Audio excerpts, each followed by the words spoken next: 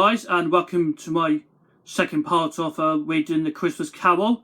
So we have been read the first chapter of Marley's Ghost. I hope you're happy to watch me reading such a amazing classic Charles Dickens Christmas Carol. I'm glad you enjoyed it. So that's time to finish off almost the end of first chapter of Christmas Carol, Jacob Marley's Ghost. Then I can move on to First of the Three Spirits. That means Ghost of Christmas Past. Okay, so that's time to continue, boys and girls, to read this Christmas Carol. I'm glad you enjoyed the first part. I hope you appreciate it, guys. Okay, so let's start from page 27. "You are always a good friend to me," said Scrooge. "Thank ye. You will be haunted," resumed the ghost, "by three spirits." Scrooge's countenance fell almost as low as the ghost had done. "Is that the chance and hope you mentioned, Jacob?" he demanded in a faltering voice. "It is. I think. I'd rather not," said Scrooge. "Without their visits," said the ghost, "you cannot hope to shun the path I tread. Expect a first tomorrow, when the bell tolls one." "Could I take them all at once, and have it over, Jacob?" hinted Scrooge. "Expect a second on the next night, and the same hour, a third upon the next night, when a last stroke of 12 has ceased to vibrate. Look to see me no more, and look that, for your own sake, you remember what has passed between us." When he had said these words, the spectre took his wrapper from the table and bowed it round its head as before. Scrooge knew this, but the smart sound its teeth made. When the jaw was brought together by the bandage, he ventured to raise his eyes again, and found his supernatural visitor confronting him in an erect attitude, with his chains wound over about his arm. A preparation walked backward from him, and a very steep took the window raised itself a little, so that when the spectre reached it, it was wide open. It beckoned Scrooge to approach, which he did. When they were within 2 paces of each other, Marley's ghost held up his hand, wanting him to come no nearer.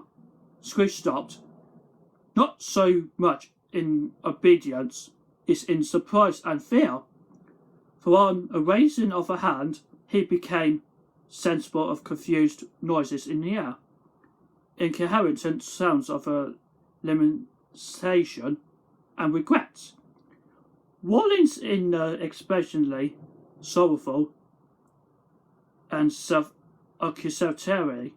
The spectre, after listening for the moment, joined in a more mournful dirge, and flirted out upon the bleak dark night. Scrooge followed to the window, desperate in his curiosity. He looked out, the air filled with phantoms, rendering hither and hither in restless haste, and moaning as they went. Every one of them were chains like Marley's ghost. Some few, they might be guilty governments, were linked together, number 3. Many had been personally known to Scrooge in their lives. He had been quite familiar with one old ghost in a white waistcoat with a monstrous iron safe attached to his ankle. who cried piteously and had been able to assist a ranged woman with an offence. Who saw below, upon a doorstep, sought to interfere for good in human matters, and had lost a powerful ever. Whether these creatures faded into mist, or misinsured them, he could not tell, but unfair spirit voices faded together, and the night became as it had been when he walked home. Scrooge closed the window and examined the door by which a ghost had entered. It was double locked, as he had locked it with his own hands, with the bolts were disturbed. He tried to say "humbug," but stopped at the first syllable, and being from emotion he had undergone, or a fatigues of a day, or his glimpse of the invincible world, or a dull conversation of the ghost, or a lateness of an hour, which in need of repose, went straight to bed without undressing, and fell asleep upon it the instant. Okay, so we are on chapter 2. That we have moved on to chapter 2. Alright then, let's now read on second chapter of the first three spirits. That's the Ghost of Christmas Past. You know what it means?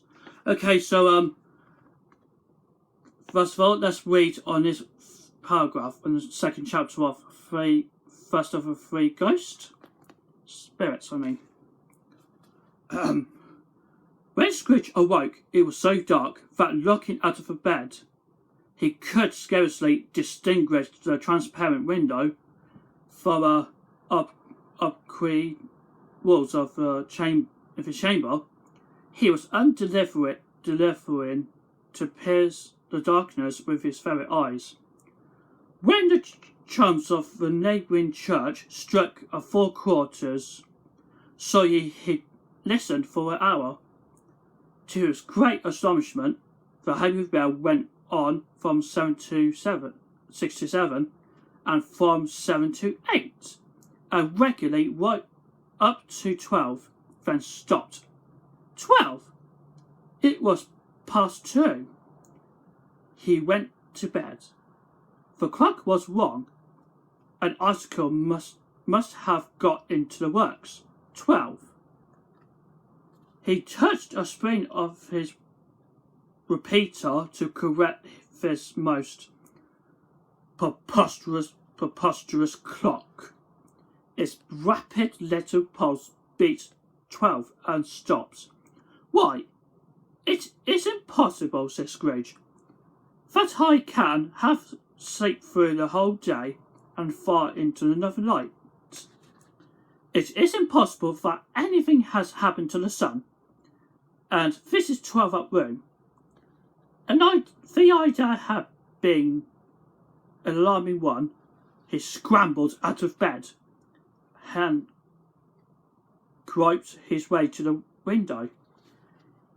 He was obliged to rub the frost off with his sleeves of his dressing gown before he could see anything, and could see very little of them. All he could make out was that he was still very foggy and extremely cold, and that there was no noise for people running to and fro, and making a great stir. At very barely would have been off night and beaten off bright day, and take possession of the world.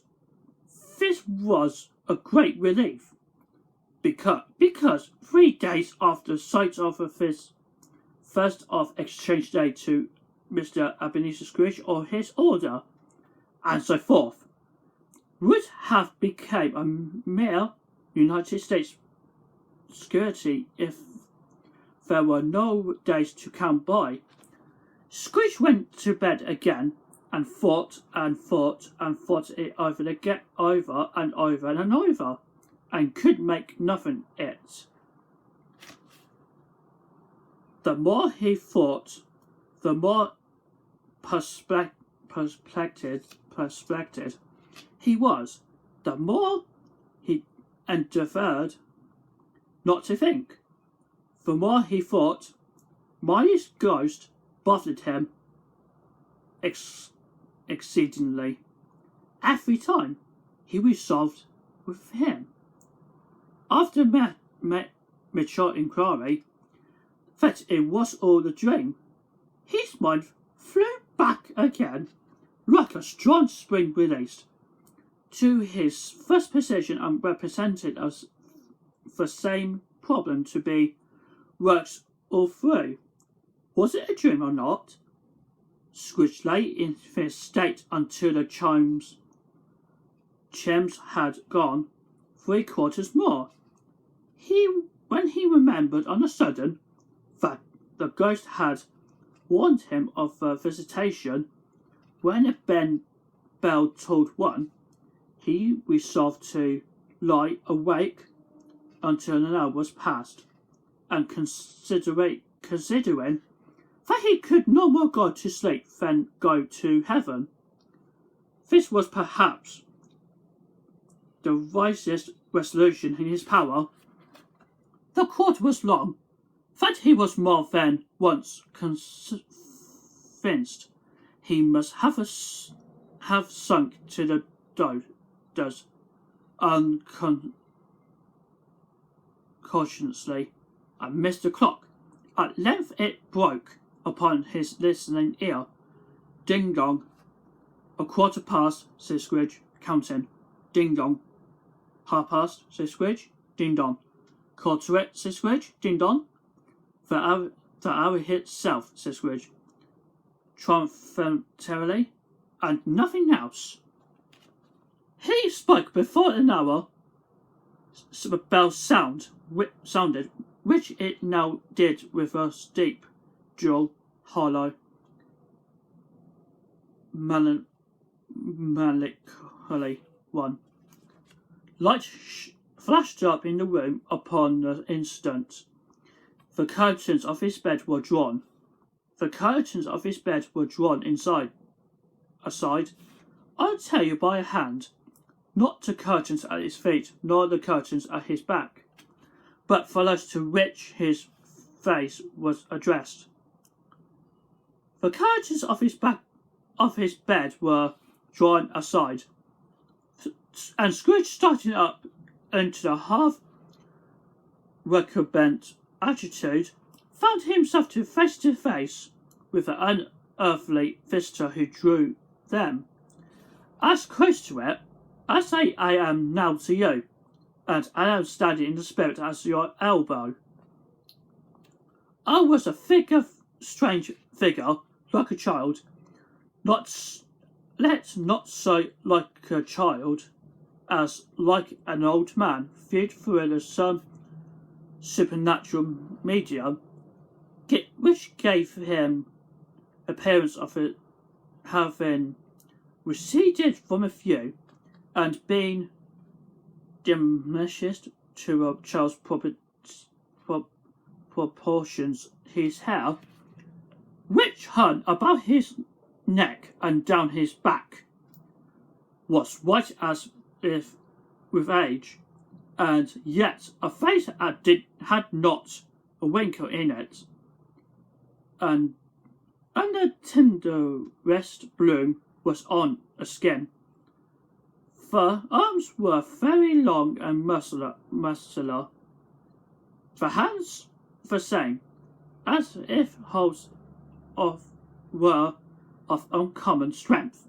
Its legs and feet, most delicately formed, were, like those upper members, bare. It wore the tunic of a pirate's white, and round its waist was bound a lustrous belt, and shin of which was beautiful. It held a branch of fresh but green holly in his hand, and in a singular contradiction of that wintry emblem had its dress trimmed with summer flowers, but the strangest thing about it was that from the crown of his head there was spun a bright clear jet of light, but which of this was invisible, and which was doubtless occasion of his using in his duller moments a great extinguisher for the cap, which now it held under its arm. Even this, though when Scrooge looked at it with an increasing steadiness, was not his strangest quality, for its spelt sparkled and glittered now one in one part and now in another, and what was light one instant at another time was dark. So the figure itself fluctuated in his distinctness, being now a thin with one arm, now with one leg, now with 20 legs, now a pair of legs without the head, now a head without the body, of which dissolving parts, no outline would be invincible in the dense gloom, wherein they melted away, and a very wonder of this, it will be itself again distinct and clear as ever. Are you a spirit, sir? Whose coming was foretold to me? Asked Scrooge. I am. The voice was soft and gentle, singularly low, as if instead of being so close beside him, it were at a distance. Who and what are you? Scrooge demanded. I am a ghost of Christmas past. Long past? Inquired Scrooge, observant of his dwarfish stature. No, your past. Perhaps Scrooge could not have told anybody. Why, if anybody could have asked him a special but he had a special desire to see the spirit in his cap, and begged him to be covered. What? Explained the ghost. Would you soon pot out with a worldly hands the light I give?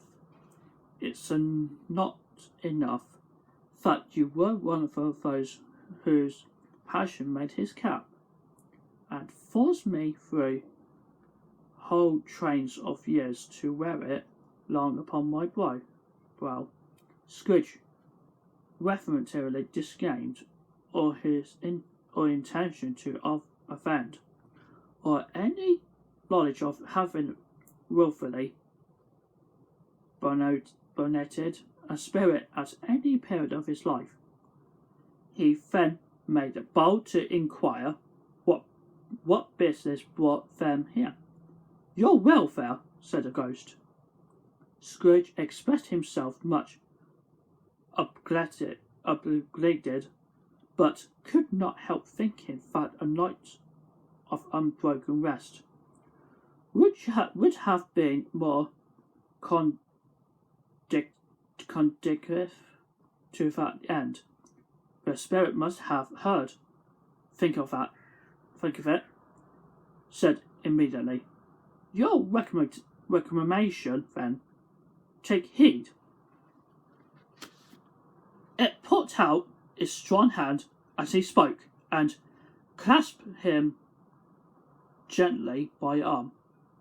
Rise, and walk with me. It would have been in vain for Scrooge to plead that a weather had an hour were not adapted to pedestrian purposes. That bed was warm, and the thermometer a long way below freezing, that he was clad but lightly in his slippers, dressing gown, nightcap, and he had a cold upon him at that time. The grasp, though gentle as a woman's hand, was not to be resisted. He rose, but found that the spirit made towards the window, clasped his robe in a supplication. "I am immortal," Scrooge remonstrated, "and liable to fall." "Bear but a touch of my hand there," said the spirit, laying it upon his heart, "and you shall be upheld in more than this." As the word was spoken, they passed through the wall and stood upon the open country road with fields on neither hand. The city had entirely vanished. Not a vestige of it was to be seen. The darkness was a mist had vanished with it. For it was cold, clear cold and wintry day, with snow upon the ground. "Good heaven," says Scrooge, clasping his hands together, as he looked about him, "I was bred in this place. I was a boy here." The spirit gasped upon him mildly. Its gentle touch, thought he had been light and instantaneous, appeared still present to the old man's sense of feeling. He was conscious of 1,000 adors floating in the air, each one connected with thousands of thoughts and hopes and joys and cares long, long forgotten. "Your lip is trembling," said the ghost. "And what is that upon your cheek?" Scrooge muttered with an unusual catching in his voice that it was a pimple, and begged the ghost to lead when he would. "You recollect the way?" inquired the ghost spirit. "Remember it?" cried Scrooge with fervour. "I could walk it blindfold." "Strange to have forgotten it for so many years," observed the ghost. "Let us go in." "Go on." They walked along the road, Scrooge recognising the very gate and post and tree, until the little market appeared in the distance, with its bridge, its church, and the winding river. Some shaggy ponies now were seen trotting towards them with the boys upon their backs, who called to other boys in the country, gigs and carts driven by farmers. All these boys were in a great spirit and shouted to each other, until the broad fields were so full of merry music that the crisp air laughed to hear it. "These are but shadows of the things that have been," said the ghost. "They have no consciousness of us. The jocund travellers come on, and say they came. Scrooge knew and named them every one.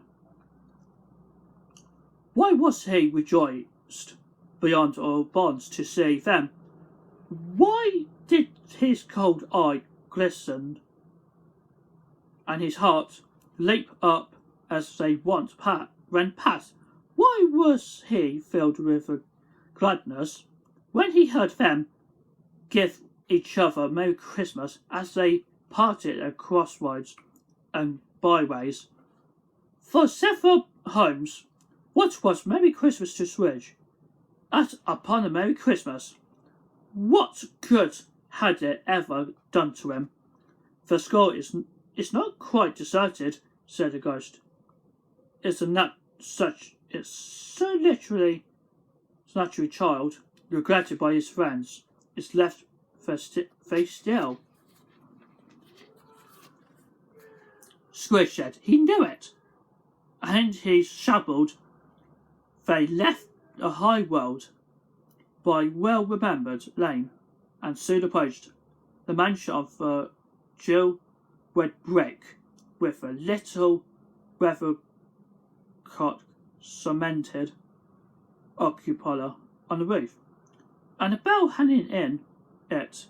It was a large house, but one of the broken fortunes, for spacious office were little used. They walls were damp and mossy, the windows broken, and they gates decayed, fowls cluttered and struck in the stables, and the coach horses and sheds were overrun with grass.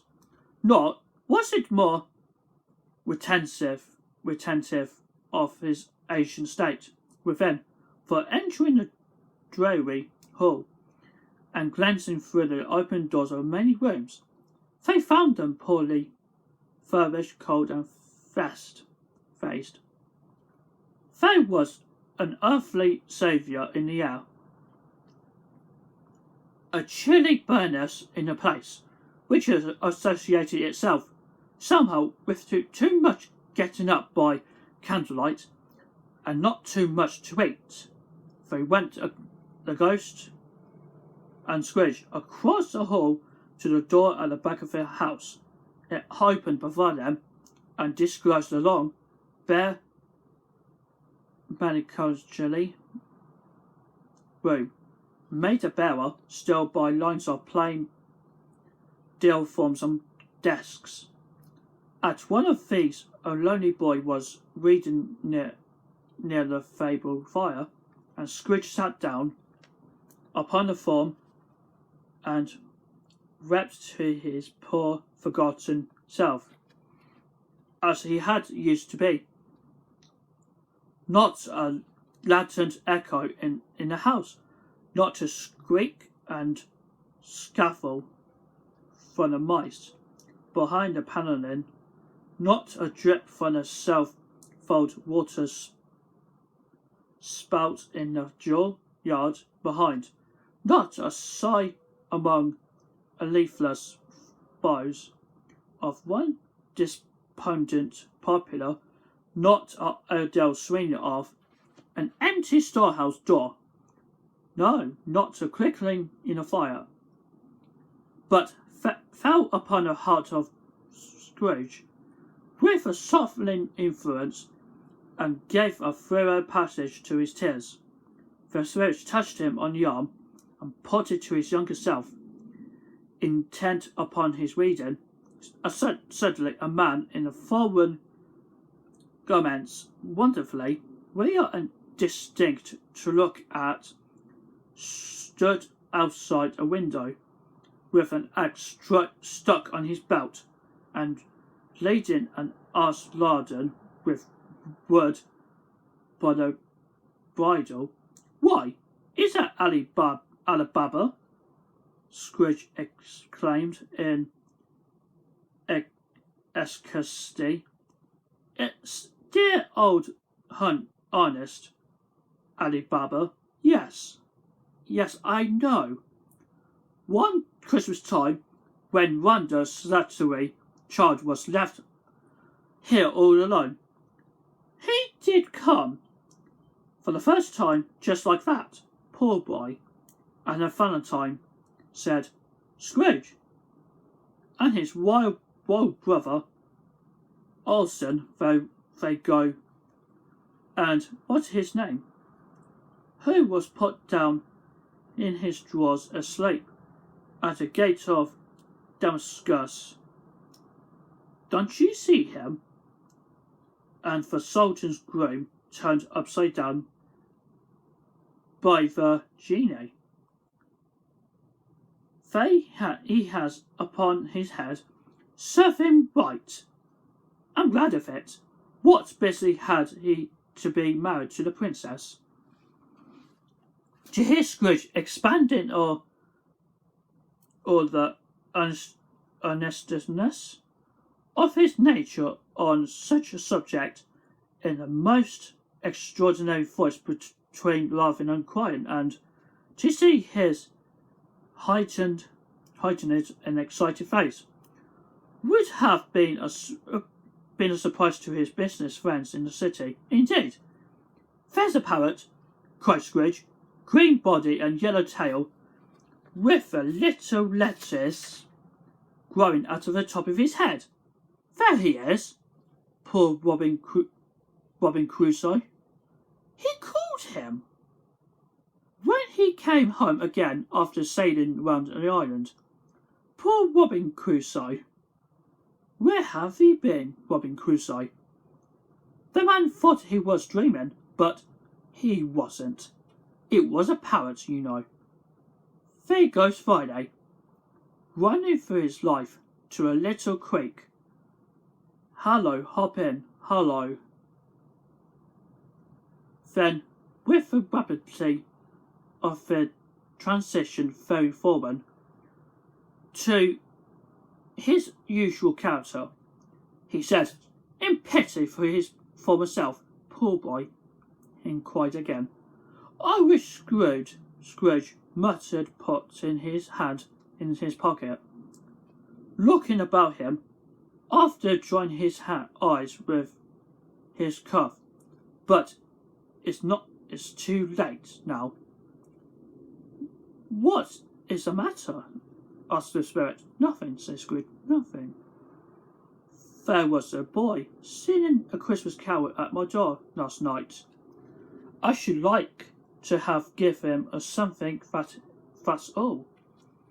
The ghost smiled thoughtfully, and he waved his hand, saying it done so. Did so. Let us see another Christmas.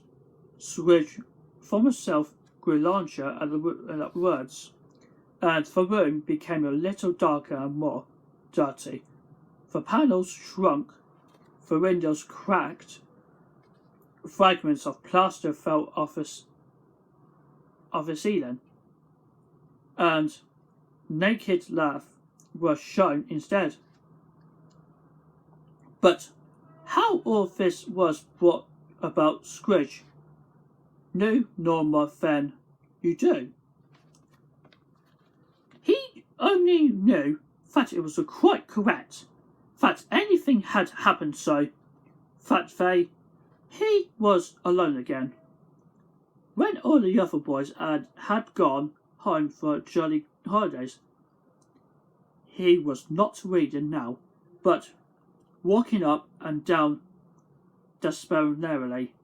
Scrooge looked at the ghost, and with a mournful shaking of his head, glanced anxiously towards the door. It opened. A little girl, much younger than the boy, come darting in, and putting her arms about his neck, and often kissing him, addressed him as dear brother. I have come to bring you home, dear brother, said the child, clapping her tiny hands and bending down to laugh. To bring you home, home, little Van, returned the boy. Yes, said the child, brimful for glee. Home for good and all. Home forever and ever. Father is so much kinder than he used to be. Than home's like heaven. He spake so gently to me one dear night, when I was going to bed, that I was not afraid to ask him once more, if you might come home, and he said, yes, you should, and send me home in the coach to bring you. And you were to be a man, said the child, open her eyes, and now never to come back here, but first we are to be together all Christmas long, and have the merriest time in the world. You are quite a woman, little Van, exclaimed the boy. She clapped her hands and laughed, and tried to touch his head, but being too little laughed. and again, and stood on the tiptoe to embrace him. Then she began to drag him in her childish eagerness towards the door, and he, nothing loath to go, accompanied her. A terrible voice in the hall cried, "Bring down Master Scrooge's box there." And in the hall appeared a schoolmaster himself, who glared on the Master Scrooge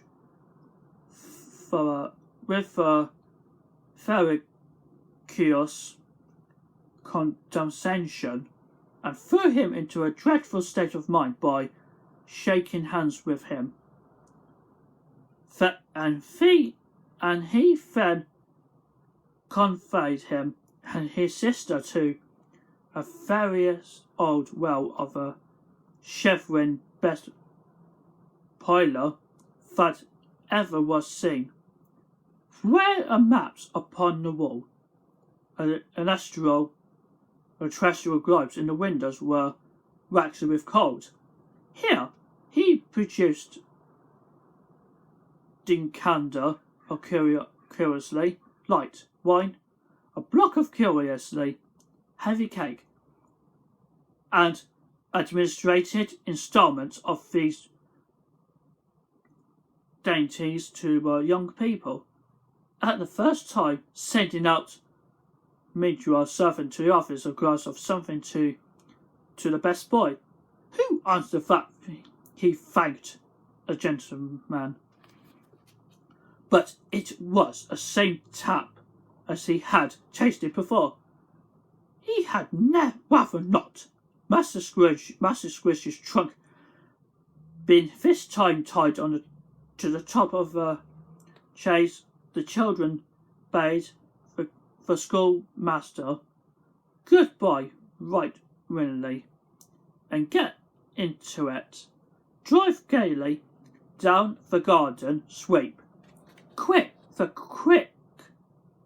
wheels dashing the whole frost and snow from the dark leaves of the evergreens like spray. Always a delicate creature, whom the breath might have withered, said the ghost, but she had a large heart. So she had, cried Scrooge. You are right. I'm not gainsay it, spirit. God forbid. She died a woman, said the ghost, and had, as I think, children. One child. Scrooge returned. True, said the ghost. Your nephew. Scrooge seemed uneasy in his mind. Answered briefly, yes, although they had but that moment left the school behind them. They were now in a busy thoroughfares of the city, where the shadowy passengers passed and repassed, where the shadowy carts and coaches battered for the way, and all the strife and tumult of the real city were. It was made plain enough, but by the dressing of the shops, that they here too it was Christmas time again, but it was evening, and streets were bright lighted up.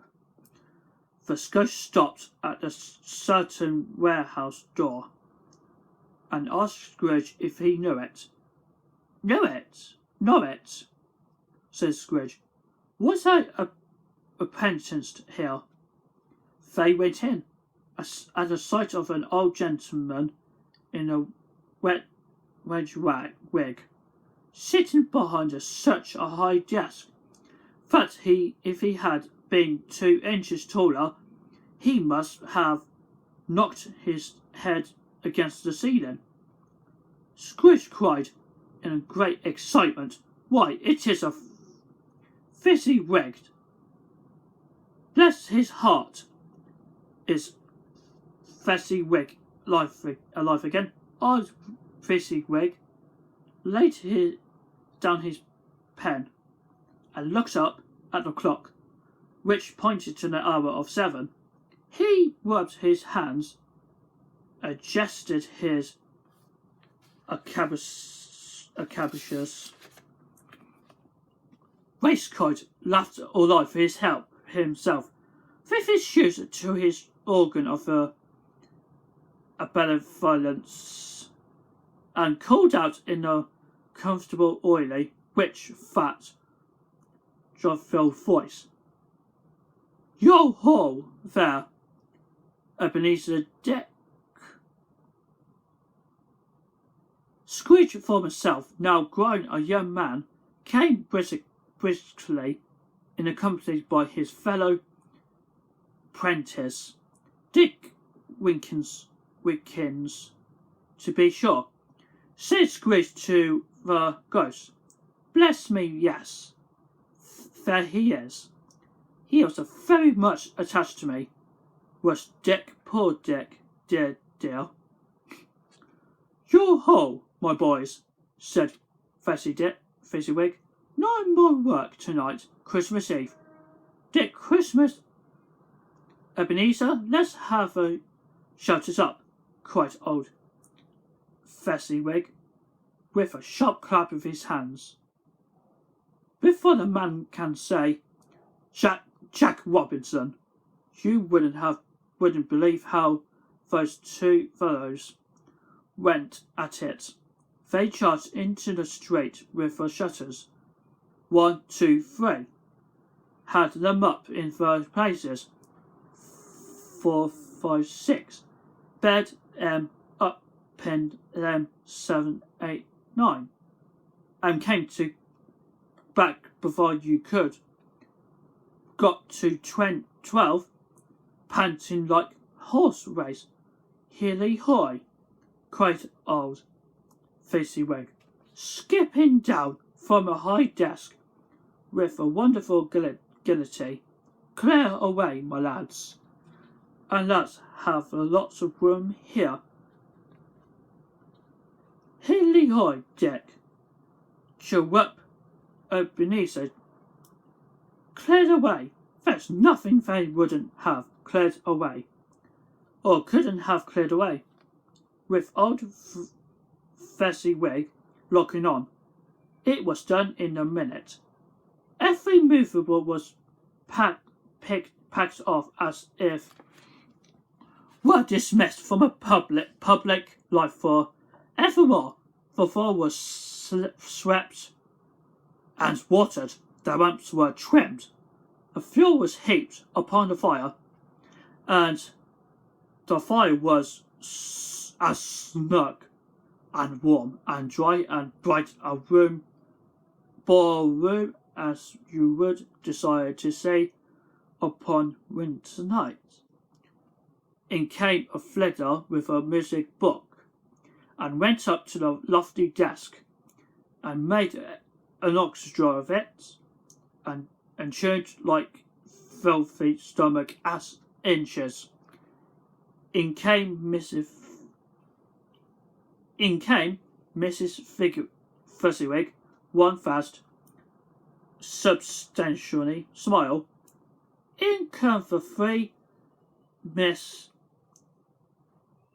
Fezziwigs, beaming and lovable. In came 6 young followers whose heart throat broke. In came all the young men and women employed in the business. In came a housewife with her cousin, the baker. In came the cook with her brother's particular friend, the milkman. In came the boy from the other way, who was suspected of not having bought enough from his master, trying to hide himself behind a girl from next door, but one who was proved to have had her ears pulled by her mistress.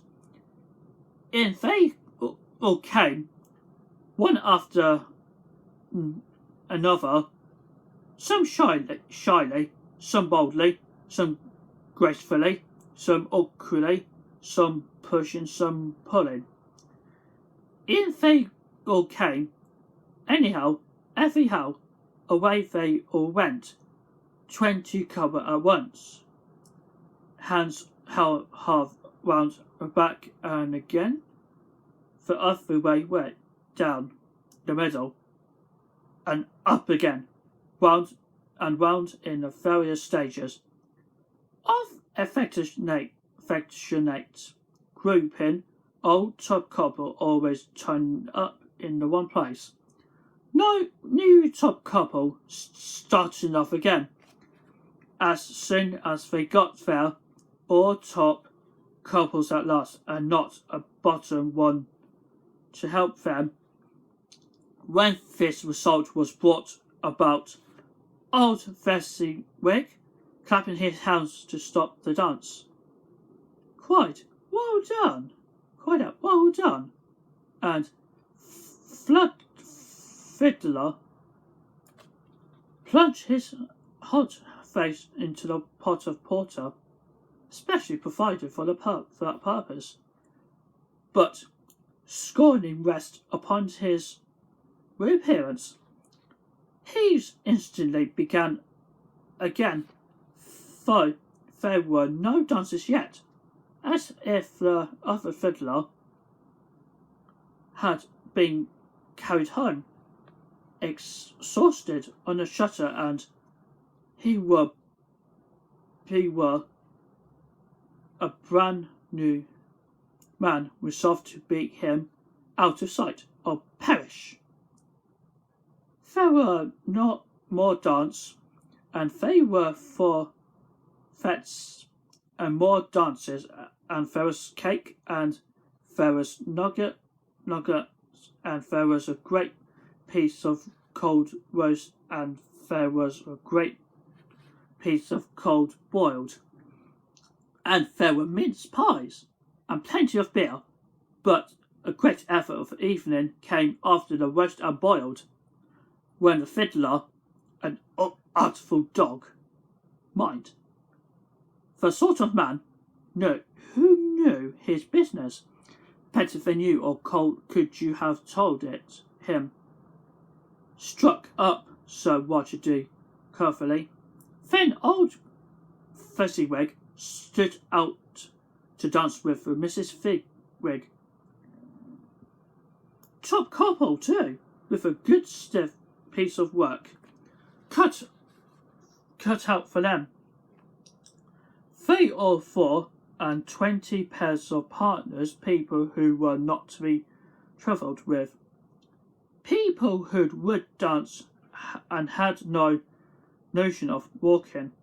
But if I had been twice as many, 4 times old Swiggy Fezziwig, would have been a match for them, and so would Mrs. Fezziwig.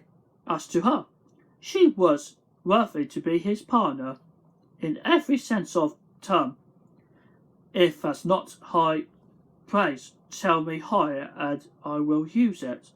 The positive light appears to issue from Fezziwig's calves. They shone on every part of the dance like moons. You could have predicted at any given time what would become of M next. And when old Fezziwig and Mrs. Fezziwig had gone all through the dance, advance and retire, hold hands with your partner, bow and courtesy, corkscrew, thread a needle, and back to your place. Fizzy cut so deftly that he appeared to wink with his legs, and came upon his feet again without stagger. When the clock struck 11, this domestic bull broke up. Mr. and Mrs. Fezziwig took their stations, one on either side of the door, and shaken hands with every person individually as he or she went out, wished him or her a Merry Christmas when everybody had retired, but the two presentees, they did the same thing to them, and those they cheerful voice died away, and the lads were left to their beds, which were under the counter in the back shop. During the whole of his time, Scrooge had acted like a man out of his wits. His heart and soul were in the scene, and with his former self, he calibrated everything, remembered everything, enjoyed everything, and went a strange agitation. It was not now until now, when the bright faces of a former self and Dick were turned from them, and that he remembered the ghost, and became conscious that he was looking full upon him, while the light upon his head burnt very clear. A small matter, said the ghost, to make these silly folks so full of gratitude. Small, echoed Scrooge. The spirit signed to him to listen to the apprentices, who were pouring out their hearts in the praise of Fezziwig, and when he had done so, why, is it not? He has spent but a few pounds of your moral money, 3 or 4 perhaps. Is that so much? That he deserved his praise. It isn't that, said Scrooge, heated by the remark, and speaking unconsciously, like this former, not his latter self. It isn't that a spirit. He has the power to render us or happy, to make us our service light or burdensome, a pleasure or the toil. See that his power lies in words and looks, in things so slight and insignificant, and that is impossible to add and count up. What then? The happiness he gave is quite as great as if he cost a fortune. He felt the spirit's glance and stopped. What is the matter? Said the ghost. Nothing particular, said Scrooge. Something, I think. The ghost's assistant. No, said Scrooge. No. I should like to be able to say a word or two to my clerk just now. That's all. His former self turned down a lamp as he gave entrance to the wish, and Scrooge and the ghost stood side by side in the open air. My time must grow short, observed the ghost. Quick. This was not addressed to Scrooge or to anyone whom he could see, but produced an immediate effect, for again Scrooge saw himself. He was now older now, a man in the prime of his life. His face had not a harsh and wrinkled lines of the later years, but he had begun to wear signs of care and a ferris. There was an eager, greedy, and restless motion in the eye, which showed a passion that he had taken root, and where a shadow of a growing tree would fall. He was not alone, but sat by side of a fair young girl in the morning dress, in whose eyes there were tears, which sparkled in the light that shone out of the ghost of Christmas past. It matters little, she said. Softly to you. Very little another idol had displaced me. And if it can cheer and comfort you in the time to come, as they would have time to do, I have no just cause to grieve. What idol has displaced you? He rejoined, a golden one. This is even handle dealing of the world. He said, there is nothing in which it is so hard and perfunctory, and there is nothing to profess to condemn with such severity as the pursuit of wealth. You fear the world so much, she answered gently, or your other hopes have much into hope of being beyond the chance of if it's so did reproach. I have seen your nobler aspiration fell off one by one, until the master passion, Jean, engrosses you. Have I not? What then?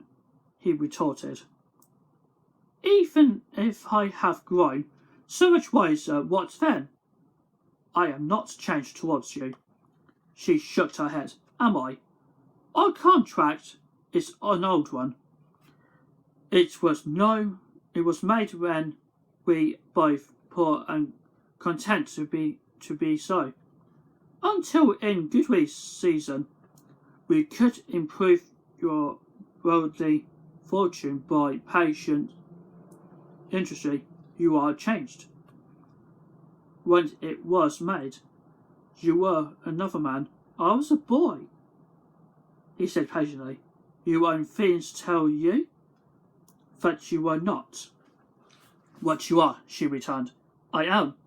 That which promised happiness when they were one in heart, it is fraught with mystery. Now that we are two, how often and how keenly I have thought of this. I will not say it is enough that I have thought of it and can release you. Have I ever sought release? In words, no, never. In what, then? In a changed nature, in an altered spirit, in another atmosphere of life, another hope as its great end, in every that made me my love of any worth of value. In your sight, if this had never been between us, said the girl, looking mildly, but with steadiness, upon him, tell me would you seek me out and try to win me now? Oh no, he seemed to yield to the justice of the supposition in spite of himself, but he said, with a struggle, you think not.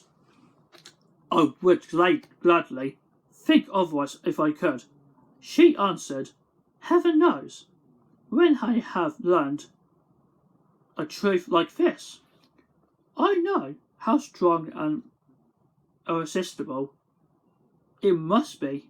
But if you were afraid today and tomorrow and yesterday, can I even believe that you would choose the dearest girl? You who, in your every confidence with her, weigh everything by gain, or choosing her, if for the moment you were false enough to your one guiding principle to do so. Do I not know that your repentance and regret not would surely follow? I do. I will wish you with a full heart for the love of him you was yours. He was about to speak, but with her head turned from him, She resumed, "You may a memory of what is past half makes me hope you will have pain in this very, very brief time, and you will dismiss recollection of it gladly. It's an unprofitable dream from which it happened, well, that you awoke, and you may be happy in a life where you have children."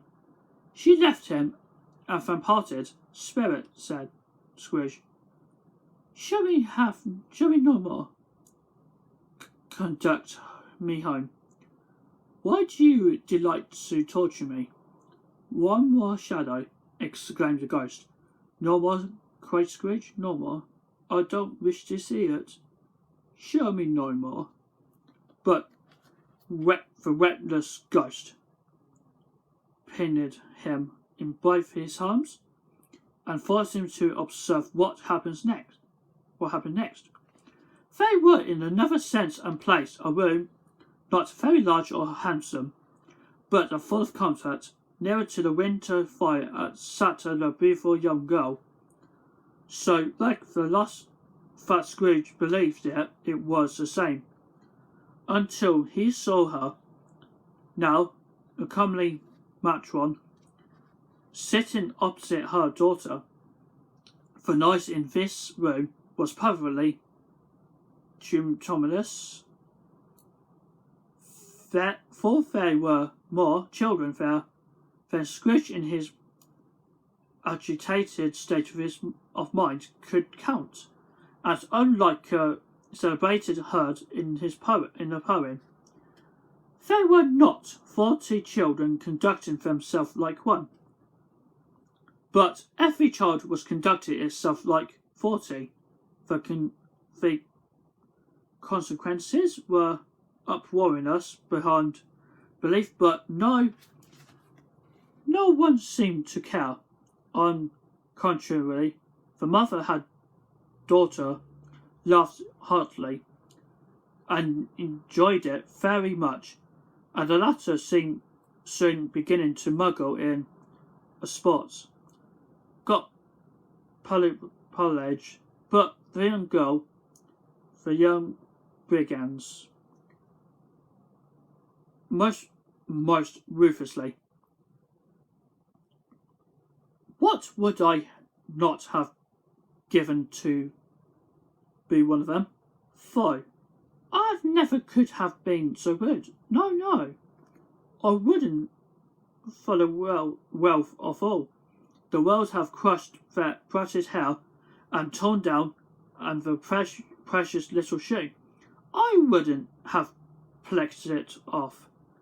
God bless my soul to save my life, as to measuring her wrist in sport as they did.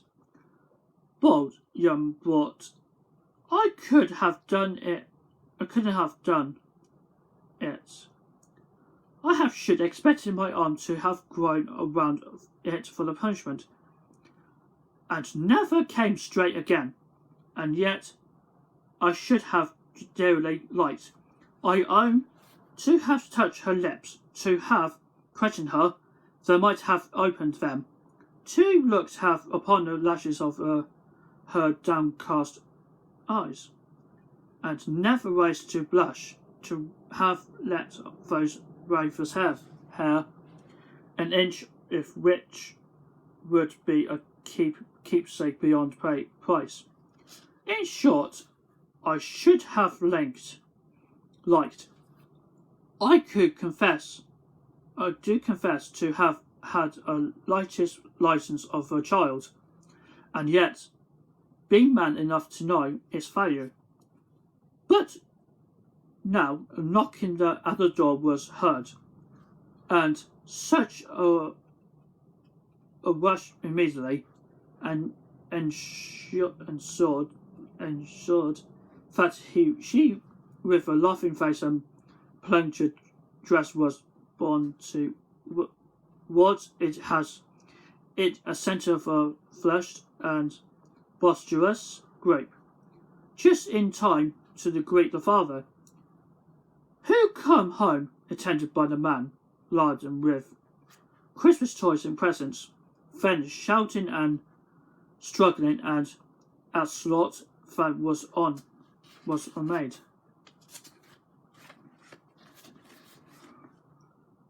The defenceless porter was scaling him with chairs for ladders so to dive into his pockets and despoil him of brown paper parcels, hold on tight by his cravat, hug him around the neck, pan his back, and kick his legs in irrepressible affection, and shout of the wonder and delight with which a development of every package was received.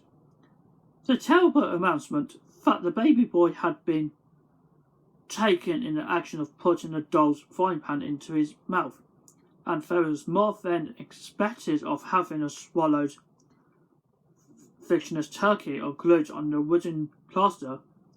The immense relief of founder this of false alarm, for joy and gratitude and ecstasy, they are indescribable alike. It is enough that by degrees the children and their emotions got out of their parlour, and by one stair at a time got up to the top of the house, where they went to the bed, and so subsided. And now Scrooge looked on more tentatively than ever when the master of the house, having his daughter leaning fondly on him, sat down with her and her mother at his own fireside. And when he thought that such another creature, quite as grateful and as full of promise, might have called him father, and been springtime in the haggard winter of his life, his sight grew very dumb indeed.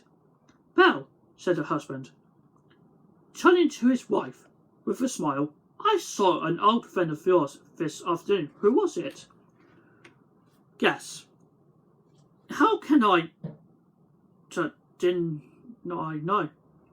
She added in the same breath, laughing as he laughed, "Mr. Scrooge." "Mr. Scrooge it was. I passed his office window, and it was not shut up, and he had a candle inside. I could scarcely help seeing him. His partner lays upon a point of death. I hear he sat alone, quite alone in the world, I do believe. Spirit, in a broken voice, remove me from this place. I told you there were shadows of things." "Have been," said the ghost. "That they are what they do not blame me. Remove me," Scrooge exclaimed. "I can't bear it." He turned upon the ghost, and seeing that it looked upon him with a face in which he some strange way there were fragments of all faces it had shown him, rested with it. "Leave me, take me back, haunt me no longer." In a struggle, if that can be called a struggle in which a ghost with no visible residence on its own part was undisturbed by any effort of adversary, Scrooge observed that its light was burning high and bright, and dimly connecting that with its influence over him. He ceased, extinguished the cap, and by a certain action placed it down upon his head. Spirit dropped beneath it, so that extinguisher covered his whole form, but though Scrooge pressed it down with full force, he could not hide the light, which streamed from under it, in it, unbroken floor upon the ground. He was conscious of being exhausted and overcome, being a miserable, irresistible drowsiness, and further of being in his own bedroom. He gave a cap parting squeeze in which his head relaxed, and he had barely time to wheel to bed before he sunk into a heavy sleep. Okay, so we'll be moving on to chapter 3 of the second of the three spirits. So okay guys, so I'm just gonna take a break and then I'll see you guys for a short while. I'll see you guys for a little bit. Just stay tuned and I will take a break and I will continue reading.